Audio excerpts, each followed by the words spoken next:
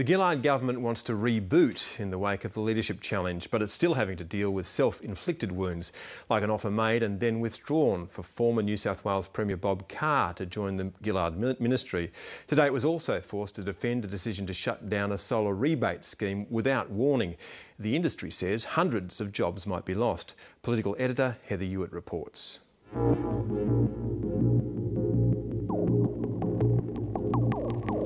If she can't run this successfully, how can she be trusted to run a carbon tax? Post the Kevin Rudd challenge, the Prime Minister assured Australian voters the government would get on with the job, focus on them, and everything would get back to normal. Well, it has, with the fallout from the closure of a rebate scheme for solar hot water heaters. This was meant to be the week in which the Prime Minister re-established her authority in Australia, and what is the first thing they do? They go ahead and they cut a very important scheme for the support of Australian manufacturing.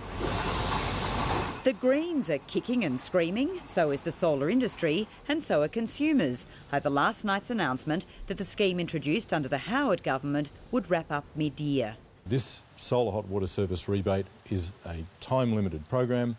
It was always intended to end at the end of 5 years, and it's now drawing to an end on the 30th of June this year. This scheme was very important because solar hot water is a great way to not only reduce greenhouse gas emissions, but it absolutely allows householders to reduce their power bills. This is good budget practice to shut a program of this nature in this way. Just try telling that to the manufacturers who'd been lobbying for an extension and expected the government to agree. Look, I don't want to talk about job cuts just at the moment, but I think it's fairly obvious that if there isn't a market to sell product into, there's no point in making the product. Ream Australia employs 1,200 people across 5 manufacturing sites, including this factory at Parramatta. Solar hot water and heat pumps account for more than half their business. This was one of the few struts that was still holding up our industry. We've been battered by, our exports have been battered by high Australian dollar. We've been subject to a lot of imports coming in at very low cost, also because of the dollar. We've had oversubscribed PV programs that have damaged our competitiveness vis-a-vis PV and solar panels. This was the last nail in the coffin for us. Subsidies for anything are always going to end in tears for everybody, whether that's for the government who's providing the subsidy or whether it's for the industry that's receiving the subsidy. The inherent nature of these things, that they tend to happen that way. The manufacturers did know the scheduled end date was 2012. But after the pink bats debacle, an issue like this takes on an added dimension and raises the question of whether the government should be involved in the first place.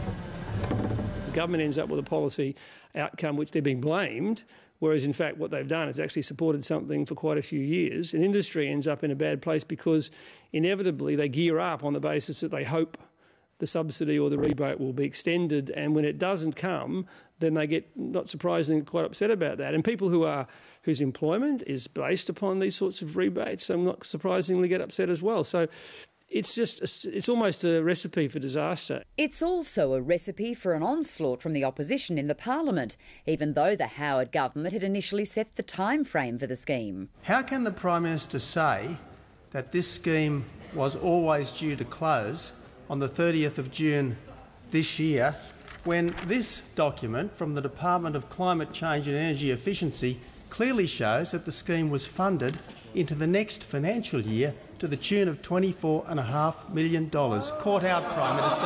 Caught out yet again. Some provision was made in the forward estimates, I would assume, because like other subsidy programs, some provision is made for claims that are affected after the 30th of June. It wasn't going to end there. The opposition was also having a field day with media reports that former New South Wales Premier Bob Carr had been invited to join the Gillard team and fill the vacancy created by Senator Mark Bibb's surprise resignation on Monday. Given that Bob Carr has confirmed he was approached to be Foreign Minister, will the Prime Minister inform the House why she believes Bob Carr would make a better Foreign Minister than any of her colleagues? Whoever I select won't break into a sweat wiping the floor with her. The government is furious that word of the approach to Bob Carr leaked when discussions were in preliminary stages. Some ministers are privately blaming Rudd supporters for mischief-making and somehow being responsible for this report in one newspaper claiming there'd been a rebellion over plans to offer Bob Carr the plum Foreign Affairs job instead of Defence Minister Stephen Smith. Completely untrue. I've just said completely untrue. And let me make this very clear. Of course, my door is open to talk to people as I work my way through the reshuffle, but the decisions are mine and I'll make them. Julia Gillard did call Bob Carr on Monday after he was initially sounded out by the leadership of the New South Wales ALP branch. Many of the Prime Minister's team thought it was a good idea and there was no so-called mutiny. But once word of the conversations leaked, the move was killed stone dead and Bob Carr was told it was all off. It's certainly a look the government could do without as it tries to start afresh. Late today, former ALP National President and Aboriginal advocate Warren Mundine nominated to fill the vacancy, and there'll be others.